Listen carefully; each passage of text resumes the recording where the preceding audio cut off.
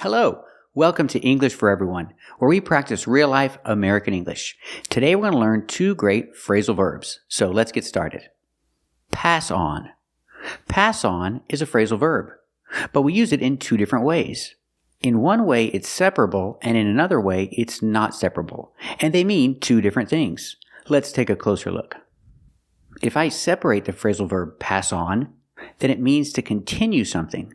Example, you can pass on traditions to your family. You can pass them on. You can pass the traditions on to your family. So we separate the phrasal verb pass on and we can put the object in the middle. You can pass them on, or if it's one, you can pass it on. From one person to another person. It's like you're giving it to them. You pass it on. Example, the family has a tradition and they pass their traditions on to their children. They pass them on to their children. Let's practice.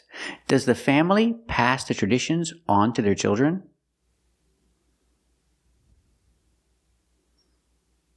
That's right. The family passes the traditions on to their children.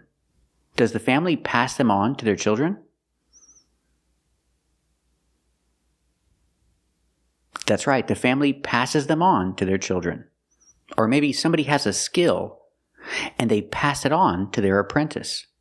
They're teaching their apprentice this special skill, so they pass it on to their apprentice. They pass the skill on to their apprentice. Let's practice. Is he passing the skill on to his apprentice? That's right. He's passing the skill on to his apprentice. Is he passing it on to his apprentice? That's right, he's passing it on to his apprentice. Now let's talk about the phrasal verb pass on that is not separable. Example, I'm going to pass on that. That means I'm going to reject it. I'm not going to accept it. I'm not going to do it. I'm going to pass on it. Example, an offer. He received an offer, but he said no. So I can say he passed on it. Do not separate this phrasal verb. Put the object at the end. Always. He passed on the offer or he passed on it.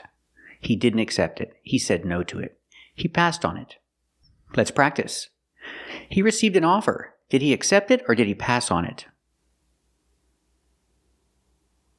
That's right. He passed on it. Let's practice. He received an offer. Did he pass on the offer or did he accept it? That's right. He passed on the offer. He said no. So remember, the phrasal verb pass on can be used two different ways. If it's separated, you know that it means to continue something, to carry on something, to give it to the other person. That's pass it on. But if it's not separated, pass on something, that means you say no. You reject it. Thank you for watching, and if you like this video, subscribe to our channel. And if you want to become a member, click the join button. And we'll see you next time.